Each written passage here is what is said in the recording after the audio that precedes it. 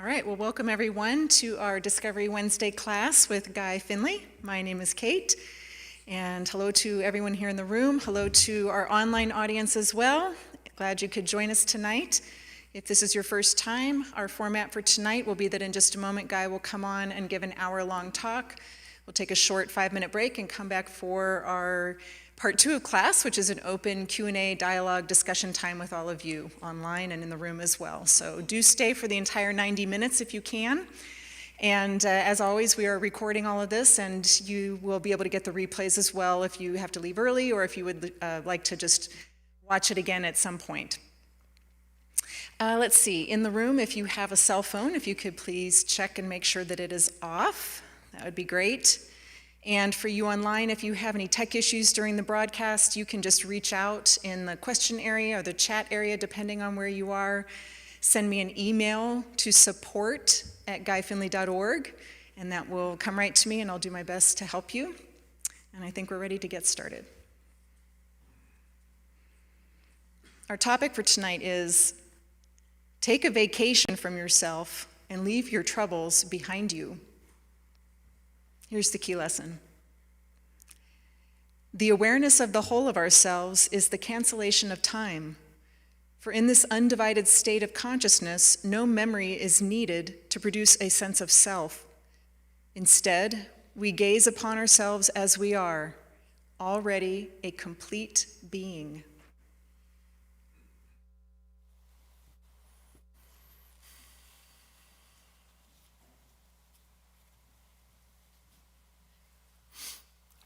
Good evening.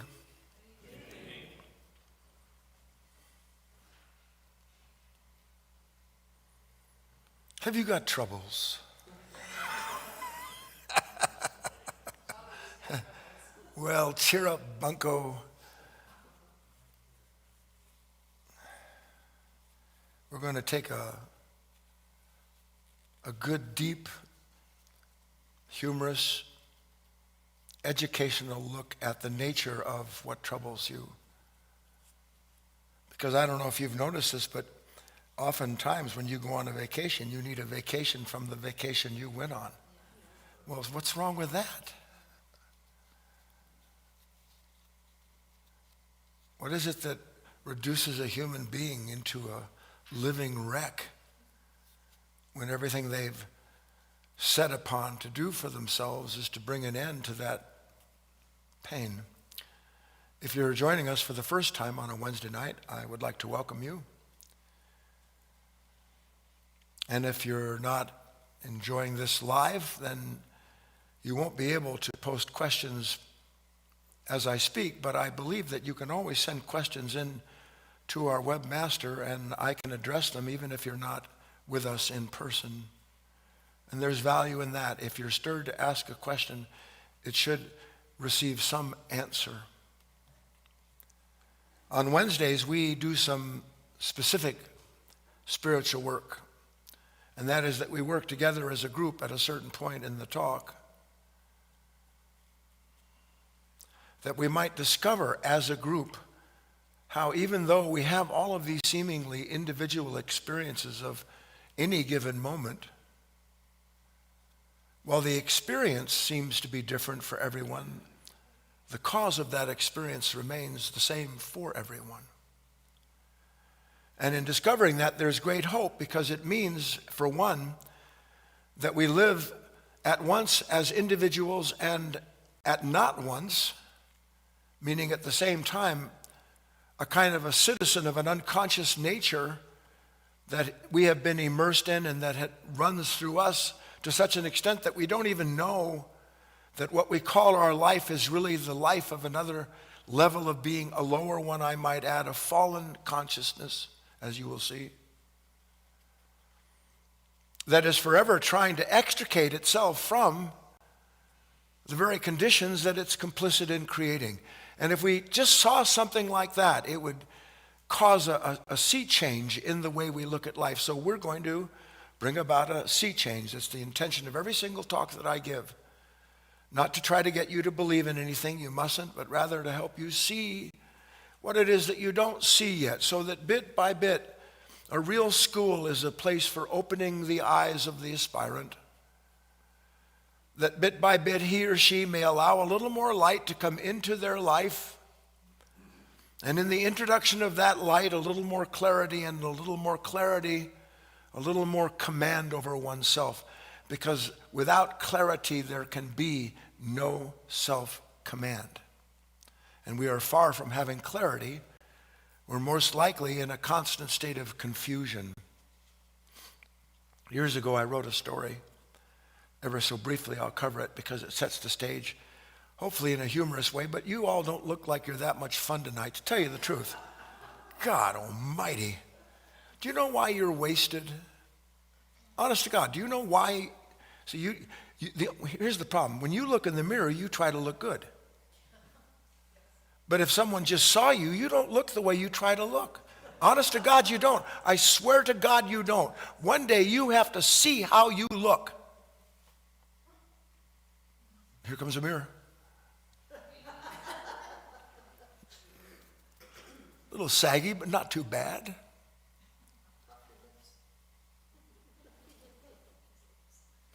Here's two friends, they're walking down the street. And one of them notices that Bill, who's walking with Sam, is a little more quiet than usual. Bill's pretty gregarious type, chatty.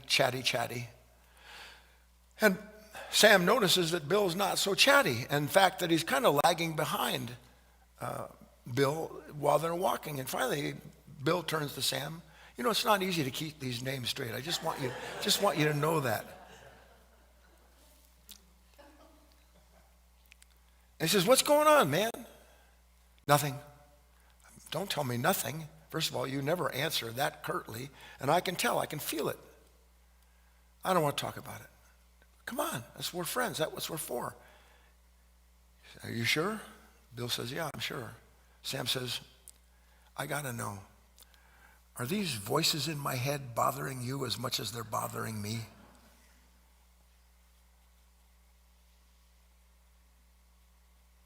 How many of you are troubled by your thoughts?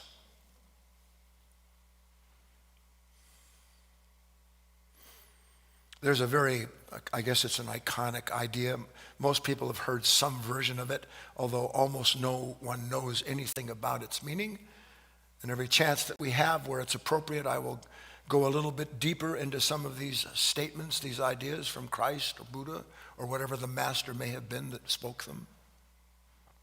Christ was talking to his disciples. They were all involved in this kingdom of heaven business, and how do I do that, and what's involved, and all the rest of that. And he said, essentially, what man, taking thought, can add 1 cubit to his stature? And then he went on to say, for sufficient unto the day is the evil thereof. So he tied this idea of taking thought into the evil sufficient in the day thereof.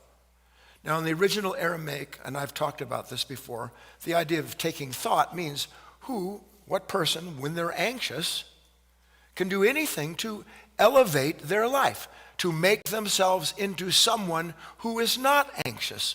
Because isn't that what we think about when we're anxious, is what do I have to do to stop being anxious? Yes? Oh, good, that's pretty good so far. But hidden in what he was talking, the sufficient unto the day is the evil thereof, is alluding to this idea of the actual nature of evil as it is intended to be taught in Scripture, which isn't some morally bankrupt person drooling and trying to steal your things. Those people are the outcome of an evil we don't know anything about. And it is the evil that plagues human beings, all of us to whatever extent it's true, and that is the evil of believing that somehow or other I can complete myself by myself through what I think I have to do to get there. That's the evil. And why is that the evil? Because it separates, by its very nature, through that desire, a human being from discovering that they are being given everything they need moment to moment to be a complete being. Not to being a being that's completed the way you imagine it, but becoming a complete being. In other words, I am that I am.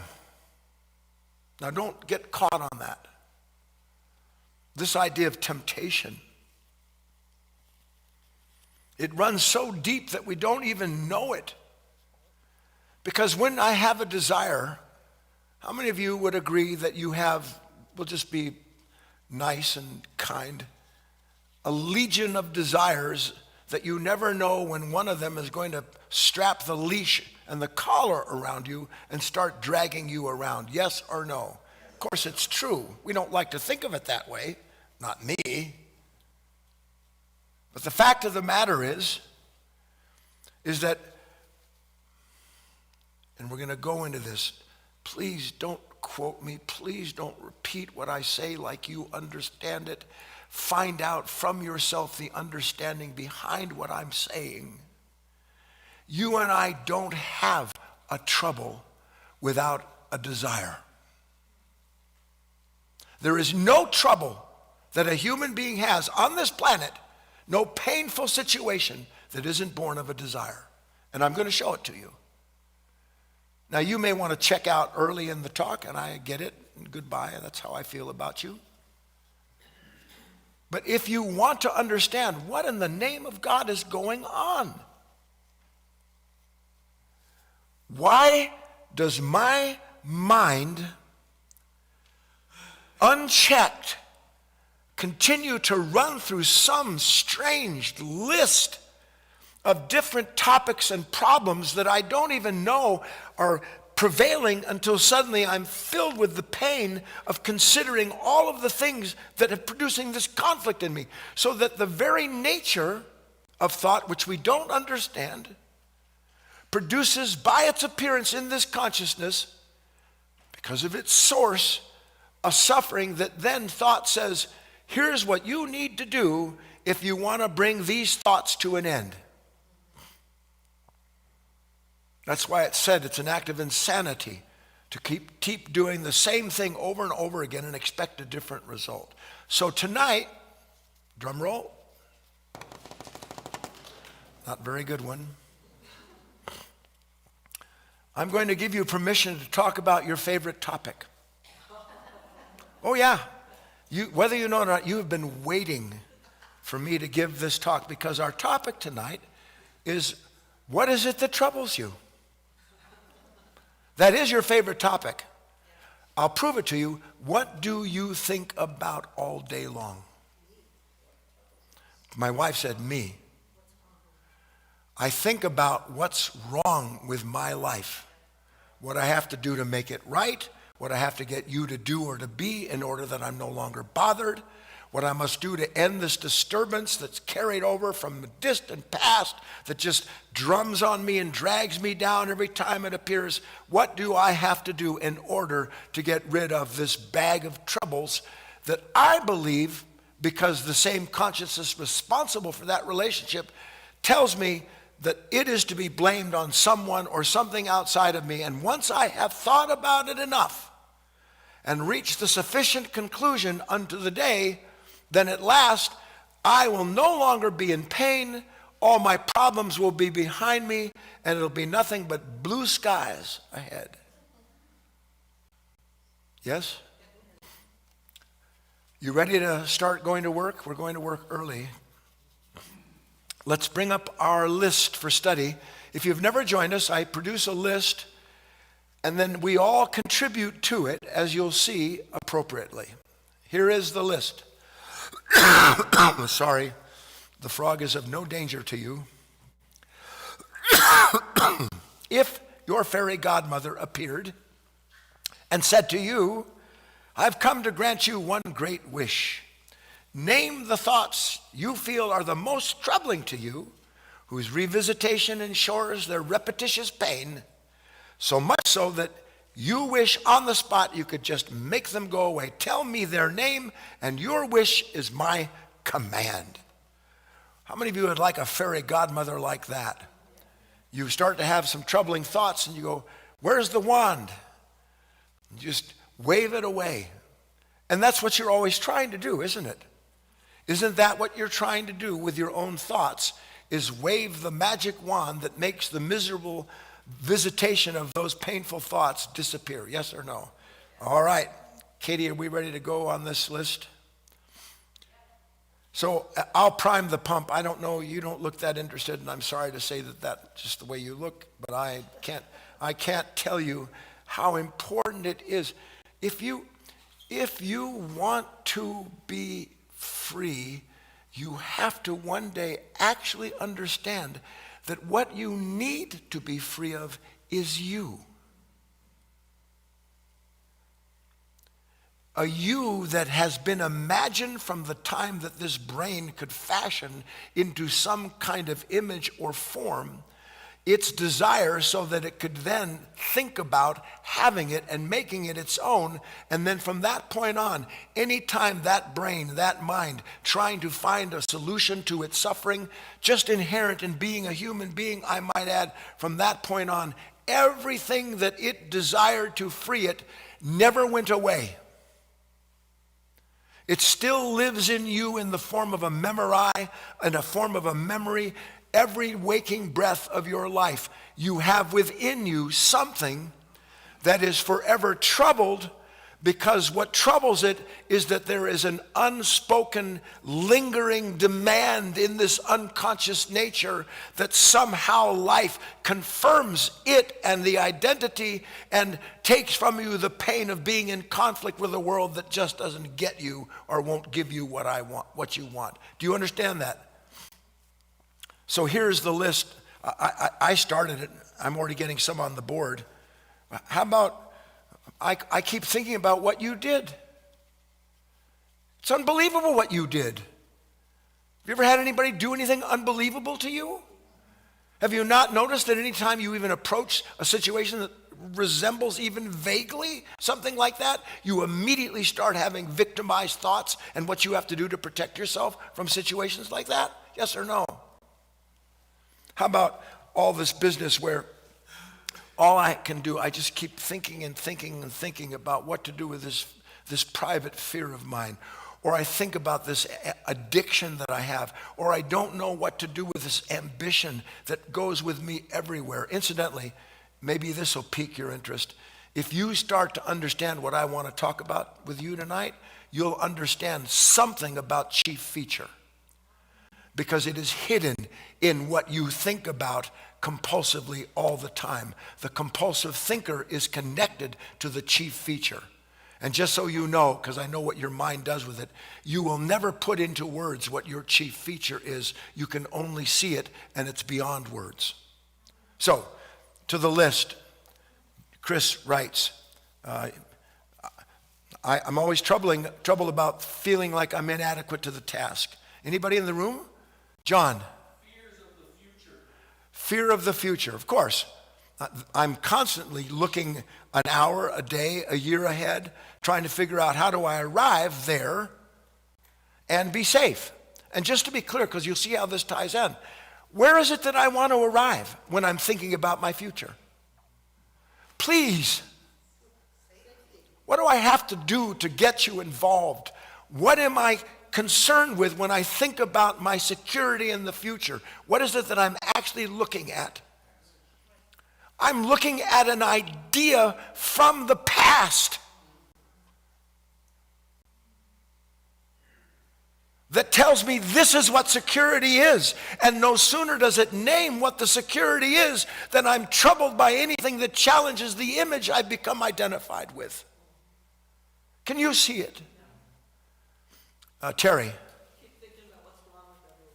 I'm incessantly judging people. I'm troubled by my incessant judgment of people. I don't even need to be with people to judge them. How about you, Debbie? Trying to get other people to do what I want them to do. I notice a certain theme with your comments in all these Wednesday nights. She said, I'm troubled thinking about how do I get a certain unnamed person to start pulling his own weight because I'm so tired of rowing the boat by myself. John. I'm troubled by resentments. I think about my brothers, my sisters. I think about my children who won't.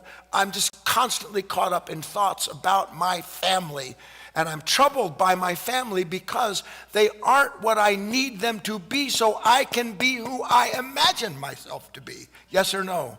Over to the board. Thoughts on how to get through to a wayward family member. There it is. 1, why I'm not as successful as I know I should be.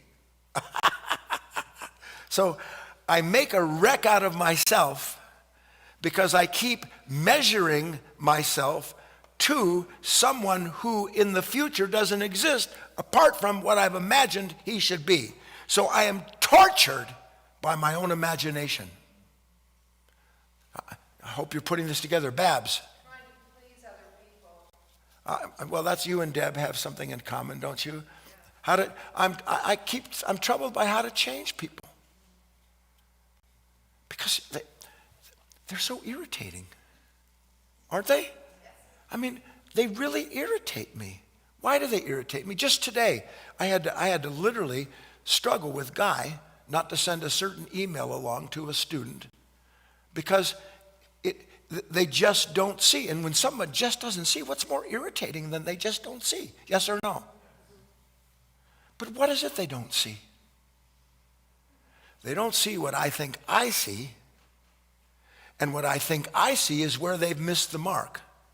Failing to see that when I see them as having missed the mark, I've missed the mark because I'm in some form of compulsion judgment of those people because of my stellar character that everybody should be like and are not. Because of a set of lingering demands. Over to the board. Joan, past regrets. Randall, if I can just get everybody to finally see how great I am, I'll be okay. Good luck. Namita, feeling that something is wrong or missing in the moment. If we had some kind of time lapse camera and we could roll back all of your comments in a row, each person snipping together that, you would be stunned that you are sitting here a week, a month, a year, 5 years later and still troubled by the same thing. But when I'm troubled, I don't think to myself, I'm troubled by the same thing. I'm not troubled by the thing, I'm troubled by you who brings the thing up in me. Yes or no? To the board.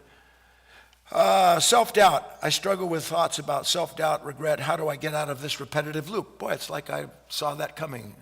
Anybody else in the room? Terry? Guilt. I struggle with guilt. It's a big one. You beat Ellen to the punch. Paul? Basically, I'm in conflict all the time. What should I do? When should I do? Where should I go? How should it get done? What about this? And if I do that, what's it going to do to this place over here? Are the thoughts in my head bothering you at all? And by the way, some of you are summarily rejecting what I'm saying. It's all right. You'll get there. You stay around. You'll get there. Your pain will finally become so clear to you that you'll be tired. Listen to this. Your pain will become so clear to you that you will become tired of thinking about it because you understand that every time you think about it, you make it and yourself real again. Gladys says, I'm constantly, this is interesting. We talk about gathering and scattering, and we're going to touch on that. She says, I'm constantly thinking about how scattered I am, how not focused I am. Well, Gladys, can you see that what you're saying is, what I'm troubled by is thinking about how troubled I am by being scattered. Why am I scattered? What is pulling me apart? Am I not trying to gather myself with all of my thoughts? Yes or no? And yet, are my thoughts being gathered? Or is everything I'm doing towards my thoughts a continuation of that nature that tells me the way to gather everything out is just to get everything worked out ahead of time in a time to become, and then you'll be great. Yes or no? So, transition. Nice deep breath. Come on. If I can do this, by God, you can do it. What does every last one of those thoughts that we just described, those troubling thoughts, what does every last one of them have in common? Resistance, something's wrong. Anybody else? Something to fix. No, that's why I've asked the question, because you're missing it. Anybody else before I go on? What? Identification. Here's what every one of those has in common. The experience of myself in that moment. Every last one of those moments when I'm caught in a troubling thought, I think that what's troubling me is separate from my experience of what I'm blaming. Every last time. Do you see it? So this unwanted experience is what?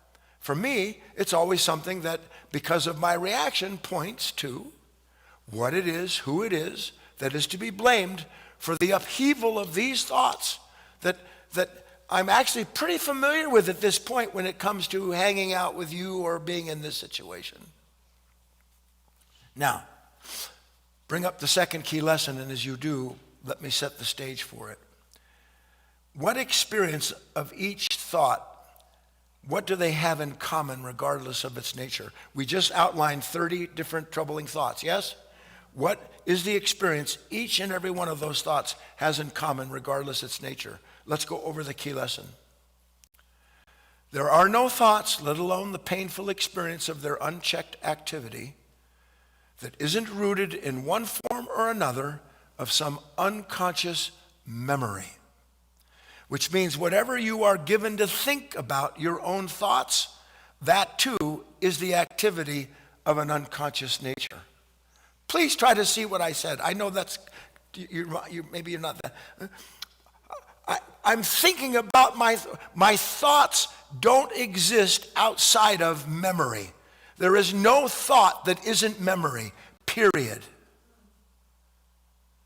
So here I am, and I'm having all these thoughts, and it never dawns on me that the reason I'm having this thought about why you shouldn't be the way you are is because before you did what you did, I was there knowing that you shouldn't be like that. That's a memory. It lives inside of a consciousness that has its demands, whose lingering residue from failed relationships folds over until I'm walking around a repository of the residue of memories that are still trying to get themselves resolved by getting everyone and everything to fulfill the desire inherent in those memories. Because what's the memory? You didn't do what you were supposed to be, what you were supposed to do. So that without even suspecting it, a person is in a constant form of being identified with memory. Let's take an example. Oh my God. We had a few of those, didn't we? Did we name a few oh my gods? What is the name? Oh. Oh my God, I'm not going to be able to do what I'm supposed to do. This person did, how could they be so uncaring? How could they be so stupid as to believe that someone or something, it really, yeah? What is that reaction? You have it all the time. What is the basis of that reaction? This divided mind, this dual mind, immediately looks outside of itself to confirm its unwanted experience by blaming the condition that it sees as responsible. But you and I can begin to see I can't have a moment I don't want without having coming into that moment wanting it to be a certain way but not knowing it went before me to make sure I would have troubled thoughts about it. Do you see it? So the reason I have this resistance and this negative reaction isn't because of what you did. All you're doing is triggering an unconscious body of memory in me that I don't even know was formed in me. When my brother got the extra large piece of cake and I got denied it. When my mother said something cruel to me and I've yet to reconcile it, and I desire to be loved and told I'm proud of you. I don't know that's in me until somebody is unkind or doesn't respect me the way I want to be. And all of a sudden, all of this comes up. And it comes up in thoughts about the condition. Because that unconscious nature blames the condition for the thoughts when the thoughts have created the condition. Are you able to make that jump?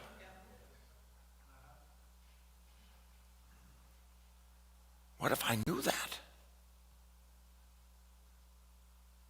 What if I understood?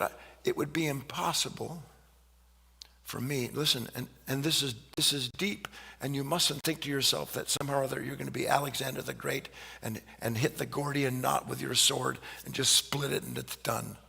But you can deliver blow after blow after blow to that knotted up mind, to a mind knotted up in memory, in conditioned thought. That's what memory is conditioned thought.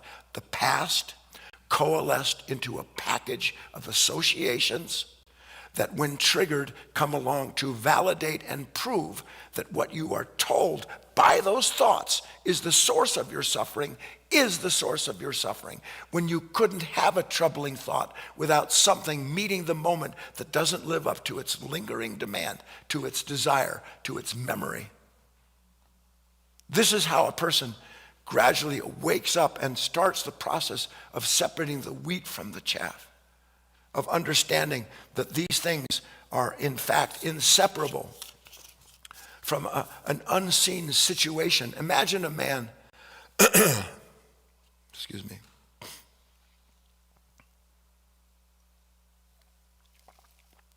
Imagine a man, and Bill and Bob, Bill and Sam, they're still walking.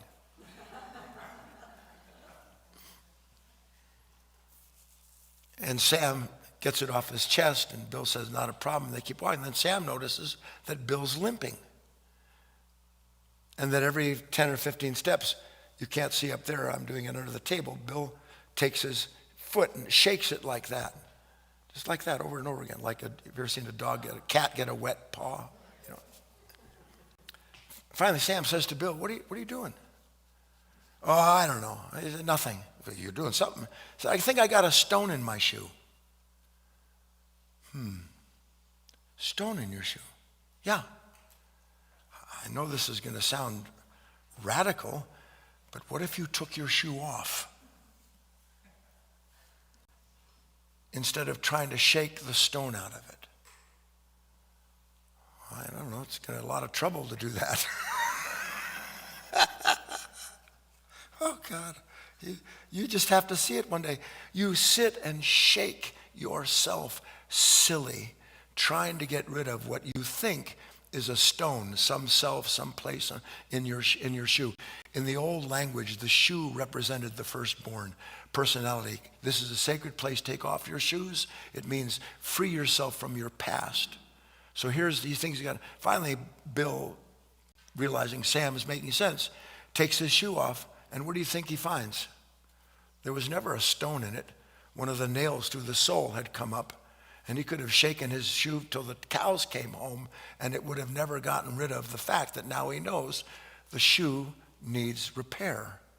This consciousness needs to be regenerated, and it can't do it itself because it's always trying to shake it off. That's very popular, isn't it, these days? Shake it off. Chill, man. I'm chilled. No, you're not. So we're troubled, if I'm making any sense here, we're troubled by the residue of a lingering demand.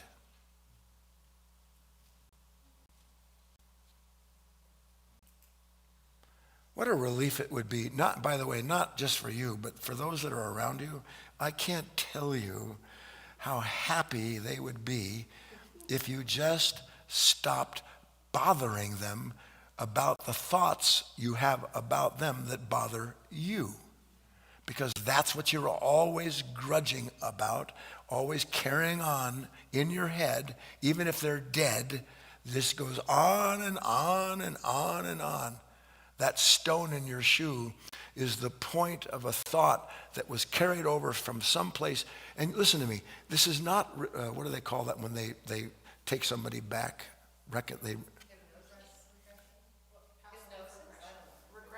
Regression. Oh, this is not regression. You're regressed enough. I'm talking about seeing how many times in the name of God am I going to have the same thought and then let it tell me what to do about the thought. Believing that the thought about the thought has come from something far more intelligent than the troubled self having those thoughts. When the thought belongs to a lingering desire that was never reconciled and that has formed in this body, in this unconscious nature, an I. This is one of the legion. A certain nature has been formed. I didn't get this, I got too much of that, I was refused this, I was rejected here. All of that with no knowledge of it at all. And by the way, not just individually, but collectively.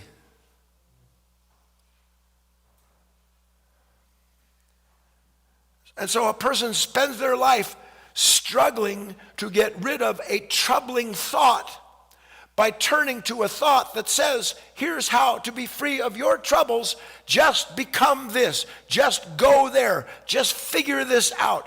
And then it gives you the matrix to work with, which is no different than the past that gave birth to that first pain. We still together on this? It's so important. It's a useless struggle. Everyone wants to know, how do I get free? You can't free yourself. Nobody's going to come over and smack you on the forehead or dust you with a peacock feather or whatever it is. The Western people have no idea of any of the old traditions, none of which had anything to do in reality with a certain act. But it's just not going to happen. We're involved in a useless struggle that doesn't exist apart from the part of us that in thought tells us this thought needs to be fixed. You can't live with these thoughts. You can't live with something telling you that unless you do something about it, so you're going to go to hell in a handbasket. Man, you can't do that. And then one day, you realize, I'm still in a handbasket that's just decorated a little different than the one I had before, but it still holds nothing. And when you see that it holds nothing, something phenomenal happens. Are you ready? I've been leading to this. You don't look ready. I'm not going to tell you. No, I'm not. I swear to God, I'm not. Okay, I will. Take a nice deep breath. It's not you talking to you.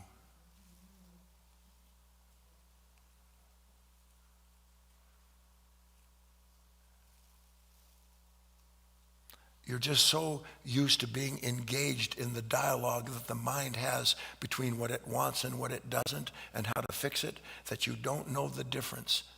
Those thoughts that are in your voice, they're not you.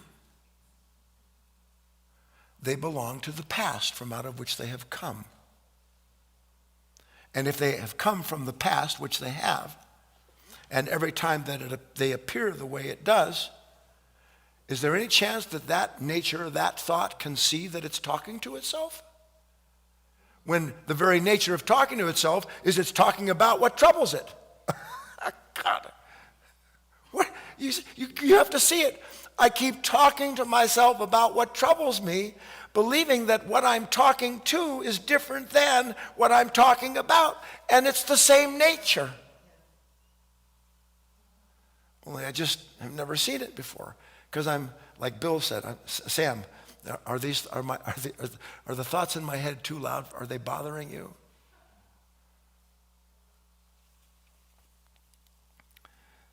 Then if you get that far, and you will if you work, here's what you'll see.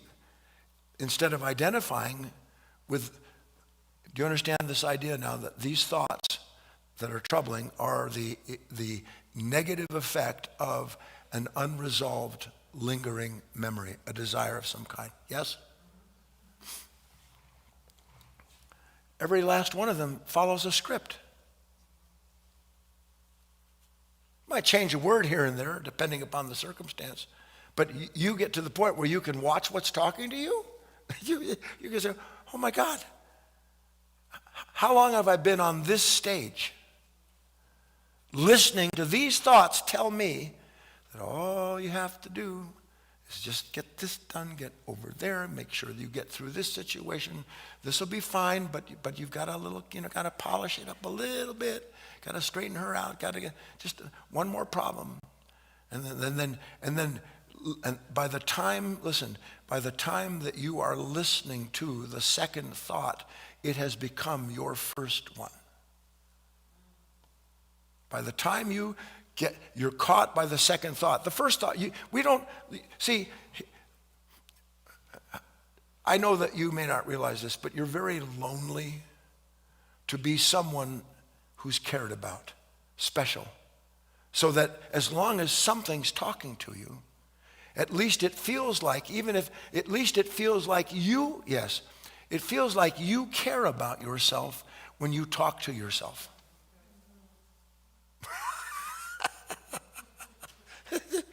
If it's not you talking to you, who is it that you care about then?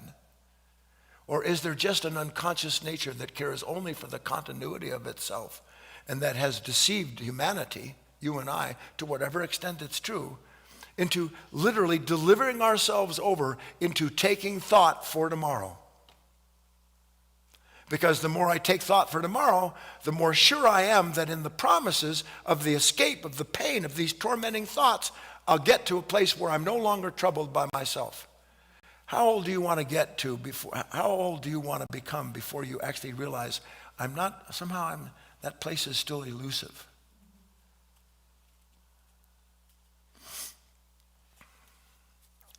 What would happen if you actually heard, there you are, maybe it's going on while I'm talking, you actually realize, you know what?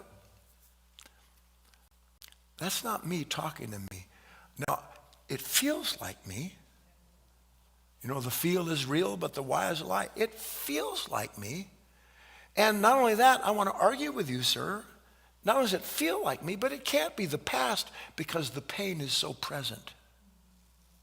The trouble is so overwhelmingly now, yes or no?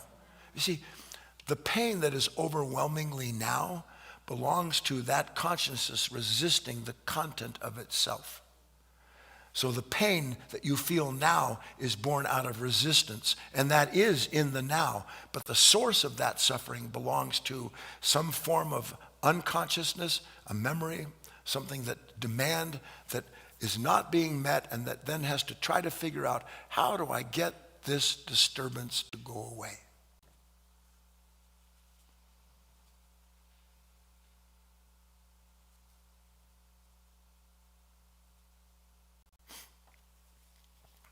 Now what are we going to do? Are you following me at all? How much time? Okay. What are we going to do? Who are you going to call? Thought buster.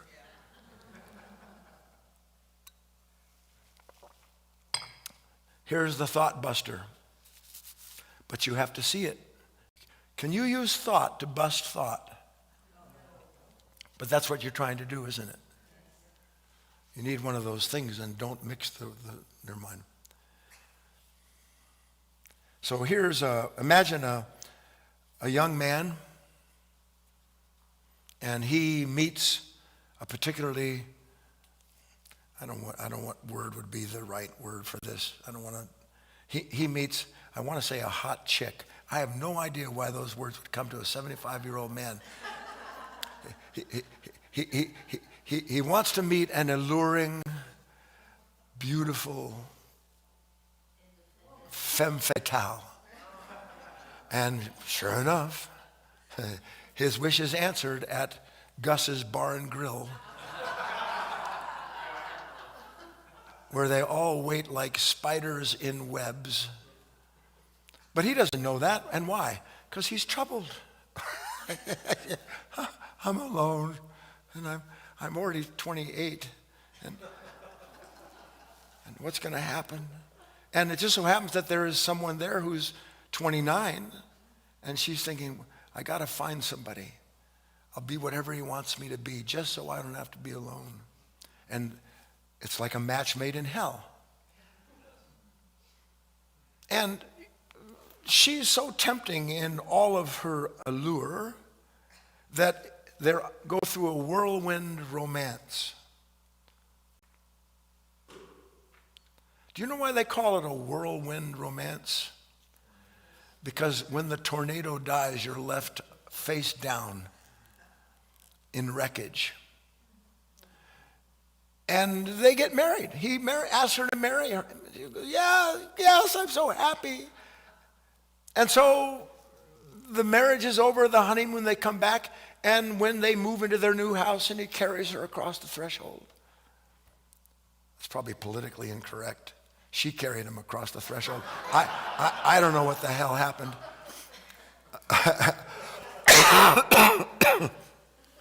Her brother's taken up one of the bedrooms.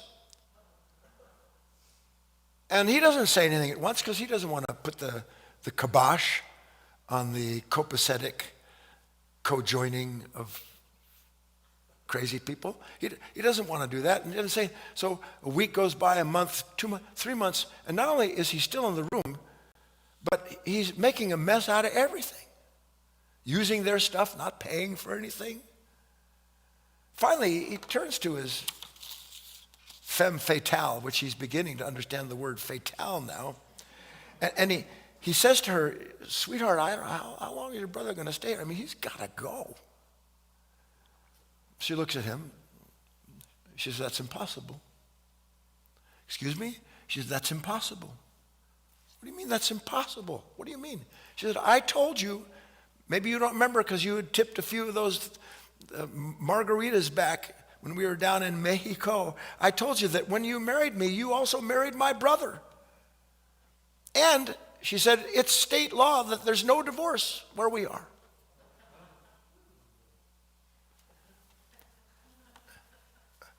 Excuse me? I told you that when you married me, you also married my brother. And there are no divorces in this state. State meaning a place and a condition. He says, well, I guess that means one thing. What's that? She said arrogantly. He said, I guess it's time for me to change states. And not only that, leave no forwarding address. Oh, and if you want, you can come with me, but you can stay here with your brother for all I care.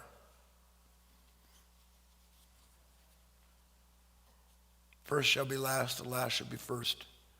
We're always looking for the power to put to rest what amounts to the ceaseless disturbance of our own thoughts, telling us in thought why we are troubled.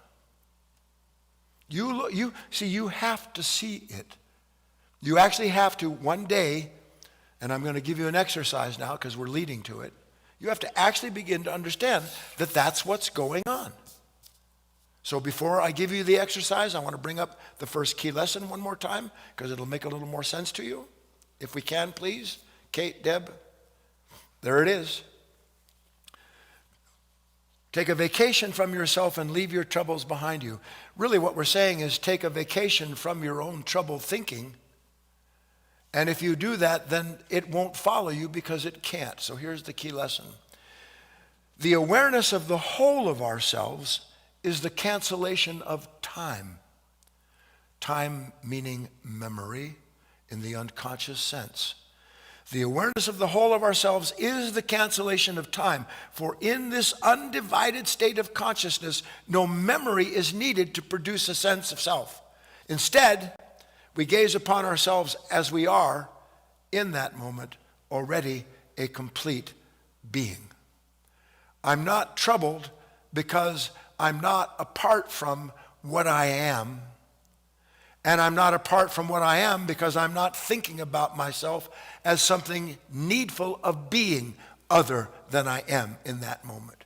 Do you see that with me? So here's the exercise. It's Very much connected to what we've been speaking about for the last week or so, the idea of remembering ourselves or gathering ourselves instead of scattering. Because can you see, at least with what we've been looking at, that when I'm troubled by a thought about my health, about you, about them, when I'm troubled about something like that, those troubled thoughts are telling me all you need to do is gather what's missing. And when you gather all of that, voila, you are no longer a victim of this terrible condition that you have been thrust into against your will. That was dramatic, wasn't it? Yeah, you're free. Oh, thank God you showed up. And then you can't wait for more voices, more thoughts that tell you, that tempt you into identifying with a time to come, a condition to be formulated, that in its final assembly, you will be released. So here's how we do this gathering business, given what we've been looking at. Again, that troubled thoughts are always rooted in a lingering demand. Troubling thoughts are always rooted in an unseen, lingering demand. And that the condition that we blame for that troubled thought is actually an act of karmic grace, allowing us to see what we have come through time with, still incarnating, that refuses to take responsibility for its place in our life because it's forever pointing to something as the source of our suffering. Here's the exercise. Each day, and I don't know what to tell you. I don't know if you think I just make this stuff up. God, I hope you don't. Each day for a minimum of 5 minutes. Minimum of 5 minutes. And I was going to be a little strong. Now I'm going to be really nice. No, I'm not. Yes, I am. No. And I don't care how busy you think you are. Oh, wait a minute. What am I busy with? What am I busy with? I'm either busy thinking about how to get rid of my troublesome thoughts, or I become the instrument of those thoughts, telling me that when I get to where they've promised, then my pain will go away. I don't care how busy you are, and I mean that literally. And 5 minutes is the bare minimum. You sit quietly someplace, and several descriptions, and you put the first last and the last first. You put the first last and you put the last first, which means what? In that 5 minutes, I'm going to, my sole intention, S-O-L-E-S-O-U-L, my sole intention is to quietly listen to, be attentive to my own thoughts instead of letting them draw me into their dream that is forever promising the end of whatever is problematic to me if I just commit to identifying, if I just commit to rolling along with them. So the task is observation without identification. That's your new intention. Observation without identification. That's what putting the first last and the last first. That's what remembering yourself is. Because I can't even begin to do that until I've had some glimpse, by some grace. God. And you will see, you don't know it yet. You could keep a journal, it wouldn't hurt. I am visited by the same thoughts every day. It's unbelievable. And I am coerced into somehow or other finding a way to cooperate with them because they are forever compelling me by telling me that if I don't go along with whatever it is they're pointing to as required to free me from pain, something terrible is going to happen. And I always cave. Now, you're not here to be stronger than those thoughts. That's resistance. We're not looking to resist the constant compulsive thinking that then blames the condition for the pain. What we are here to do is to discover something about that nature. That's it. That's all you can do It takes lifetimes, I think, just to get to the point where you start to realize, I've been on a fool's errand my whole life, whatever that life has been, because I keep thinking to myself that if I can just think through whatever that is that's bothering me, then I won't be bothered anymore. But there's only one problem with that plan. Who can tell me what it is? It's a loop. It doesn't work. Oh, just when you need your prop to work. There it is.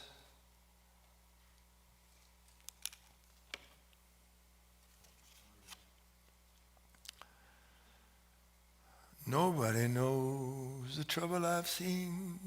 I do. Really, what is it? Well, you had a rough start. People don't treat you the way you're supposed to be treated. You really never have enough money. And look at you. You're nothing like you used to be. Phew, glad you called that out. Keep in mind, you're talking to an unconscious self is talking to itself, and you are the unwitting character involved in the midst of that conversation. And it says, here's what you need to do. Oh, yeah, you know what? That's exactly right. Now the pain is gone, and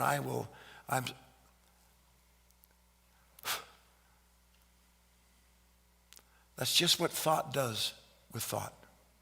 I'm going to get rid of that painful thought with this thought, and I think if I can just get it all handled, it's going to work out. But I'm not sure. Oh. Damn, it's back again. I'm still thinking about him. I'm still worried about my money. I'm still negative over that circumstance in my life. Well, that's because you haven't fully understood it yet. What haven't I understood? I'm glad you asked. You just need to change your religion. You need to find some teacher who knows what he's talking about. You need to meditate more deeply. You need to drink lots of carrot juice and find a way to give up potato chips. That's it? You swear? I swear.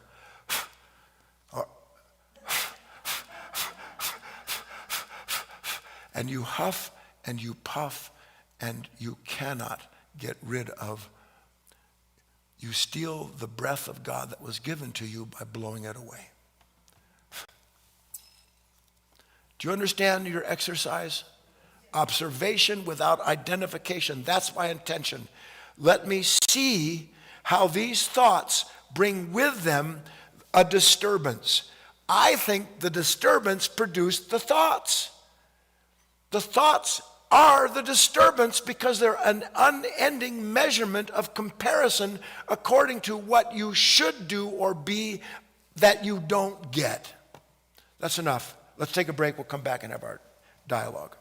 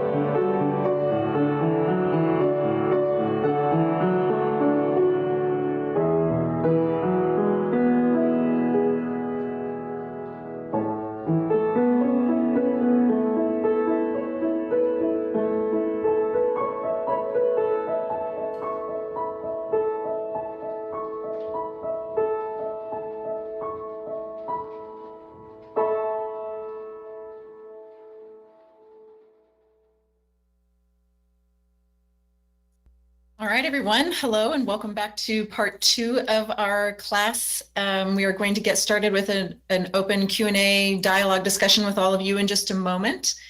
I just want to give a couple of quick announcements, and actually really just one. If you're not familiar with Life of Learning, we are a nonprofit foundation here in Southern Oregon. We have an actual center for self-discovery where people come and in person and listen to these talks with Guy. You are welcome to visit us anytime.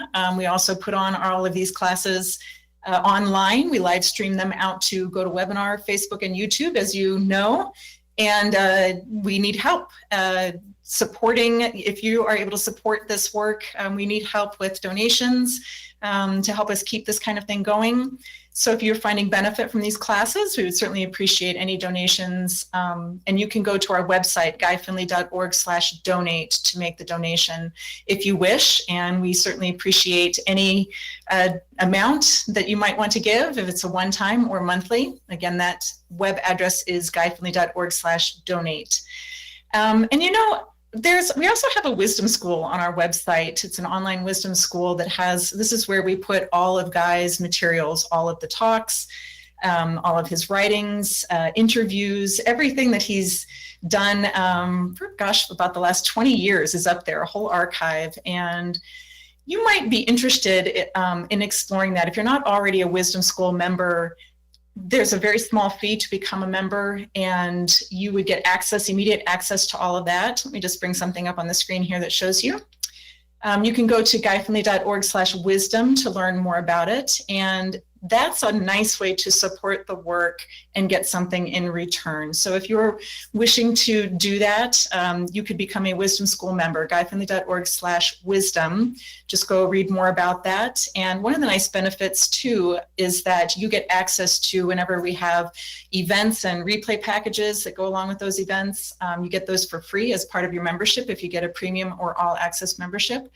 And we also do donation or bonus items, bonus products. A couple of months during the year, we just sent out a bonus item to all of our Wisdom School members. It was Guy's ebook, Letting Go a Little Bit at a Time. So, and if you are a Wisdom School member already and you didn't see that email, just contact me at support@guyfinley.org and I'll let you know how you can get access to it. But again, that's just a nice way to support this work and get something in return. All right, I think we are ready to get going. So let's bring Guy back on and see if he's ready. Uh-oh, I see lots of me. There I am. There you are, Guy. I thought I was in Alice in Wonderland for a few moments. That is actually an actual representation of my mind. So, all right, we ready to go? A set of nesting dolls of nuttiness. Nesting nuttiness, absolutely. I have 2 written questions, Guy. I don't see, let me see if there are any hands up. Yeah, there is one hand up in the queue already. And again, anyone in the room, if you wish to speak, you can go up to the mic as well. But Guy, did you want to start with something first? Whatever you think, Kate. Okay, let's just go to Denise first. I'm going to unmute you, Denise, and you can get us started.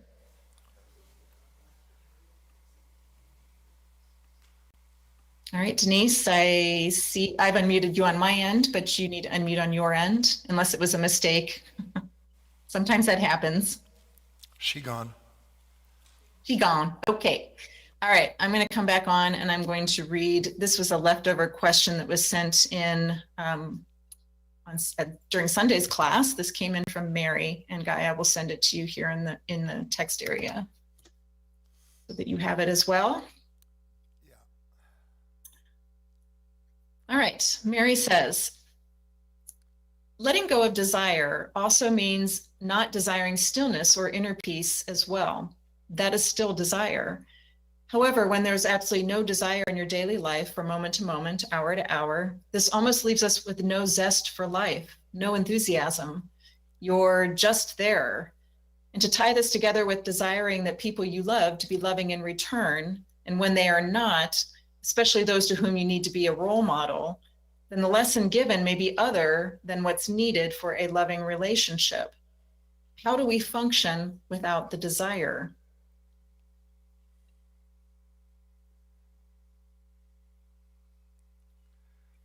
How do you function with it? What you call a loving relationship is the temporary peace on the battlefield of will. And that all depends on who's standing on that battlefield at the moment, whether or not you're content or discontent with yourself or anyone else. So Mary, and I know that you're sincere in your questions, you've actually put two things together that have no business being together, so I'm going to take them apart. First, you say letting go of desire means not desiring stillness or inner peace as well. That's still desire. However, when there is absolutely no desire in your daily life from moment to moment, hour to hour, this almost leaves us with no zest for life, no enthusiasm. You're just there and there. Mary, how do you think you know that? Nothing could be further from the truth. Nothing.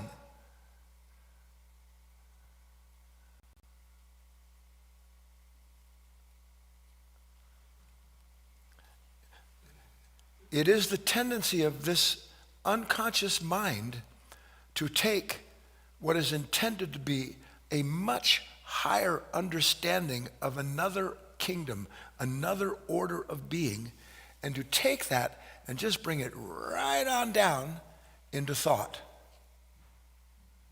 That's what it does. This is what it means. And you are looking at what thought tells you it would be like to have no desire. And you have some associations connected to that state, because there are times when you're so tired and so bored with yourself that you don't desire anything, and you're just a big dead zucchini sitting on a chair somewhere hoping that something changes. You mistake the idea of having no desire for being free of desire. You as a creature are the embodiment of an unending desire to be completed by the desired. The one who seeks the love looks for the beloved to finish the task, but they are built into each other. When you want to know something about a divine nature, all you know to do is to think, well, what would a divine human being be like? And then God help you, you call on something from your past, something you read or believe is true, and you go, well, that's what it must be to be divine. And so to not be divine, to be without desire, I'm going to be what I imagine I would be. And that which we're talking about has nothing whatsoever to do with what one thought will ever touch.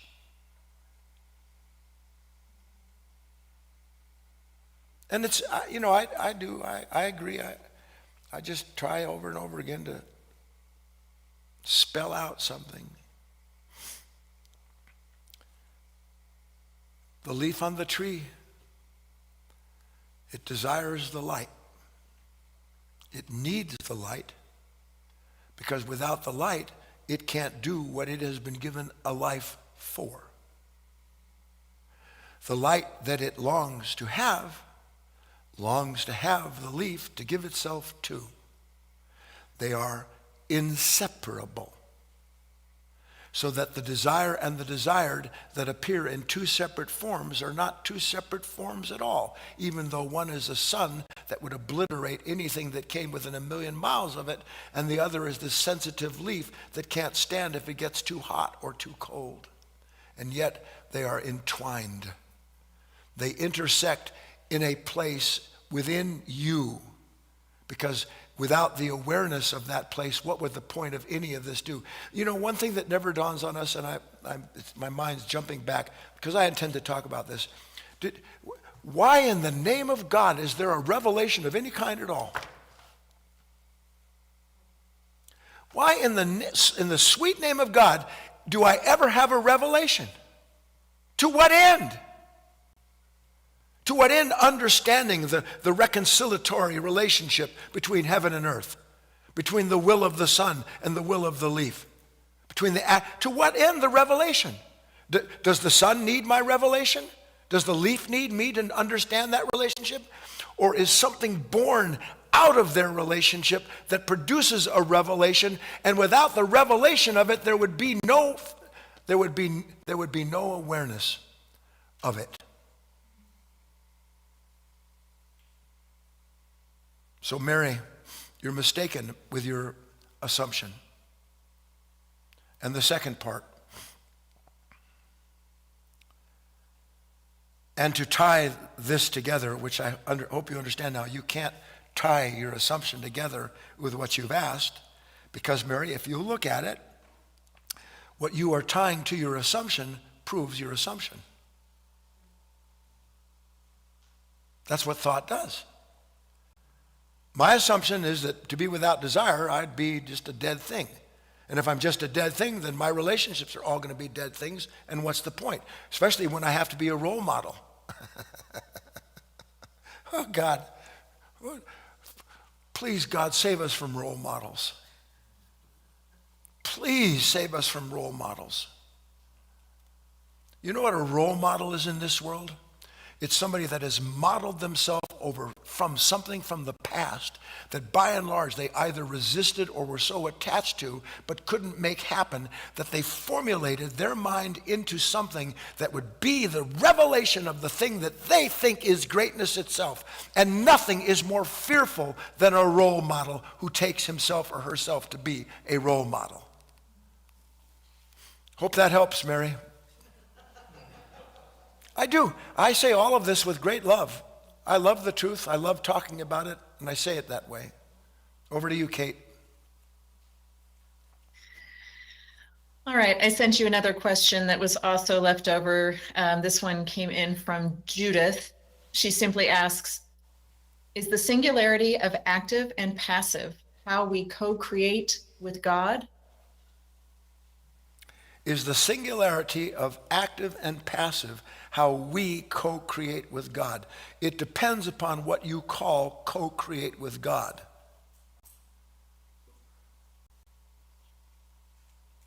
If you think you're a co-creator with God, you are not a co-creator with God. You are a God unto yourself, believing that you are a co-creator, and what you're creating with that mind is hell, not heaven, and that should be evident.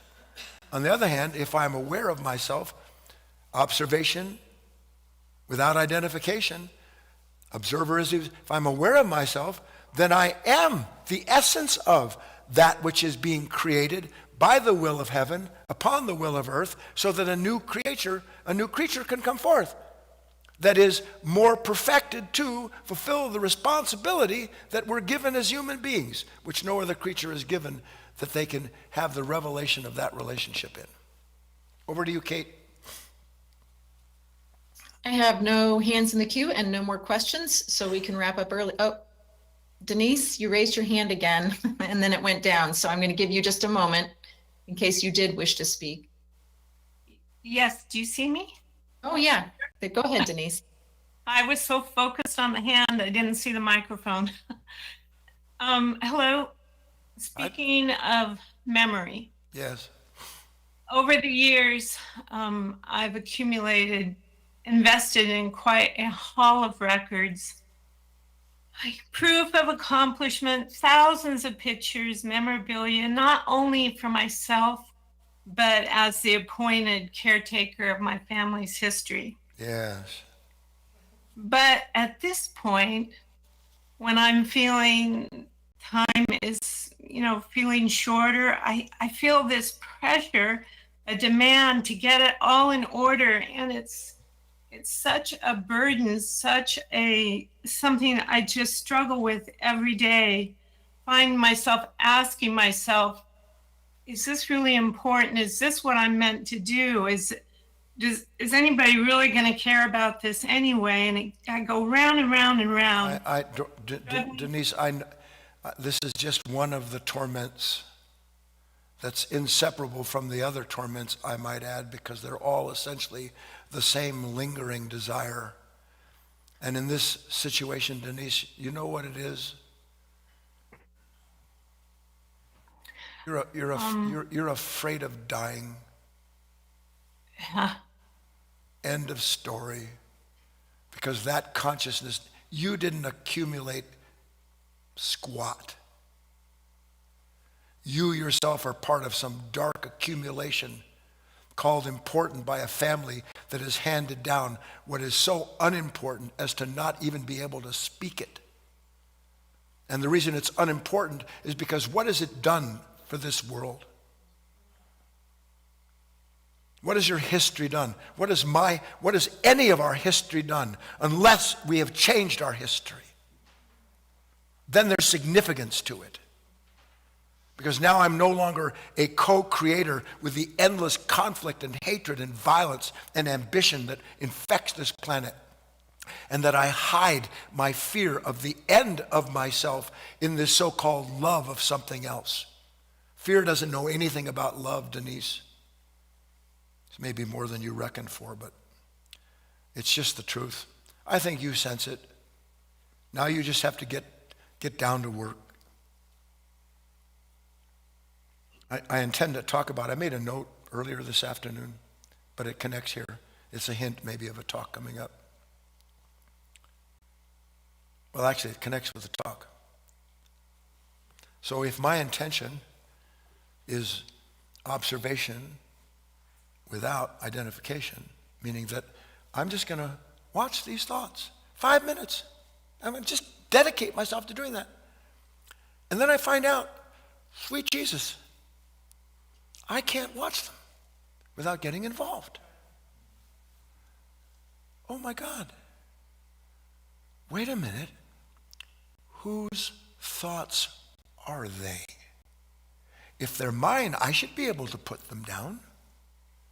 If I'm the one that's generating them, I should be able to say, no more here, just stop. And you will see that you can't do that.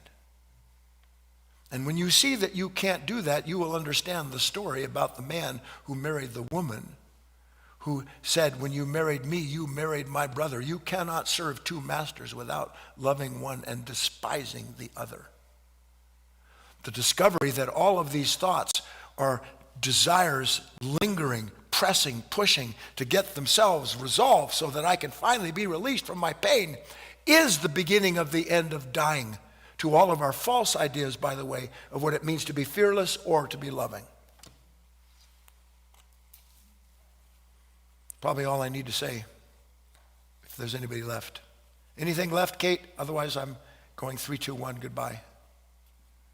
I'm just going to read this. Claudia sent a note that she wanted to share. She said these were just some impressions. Yes.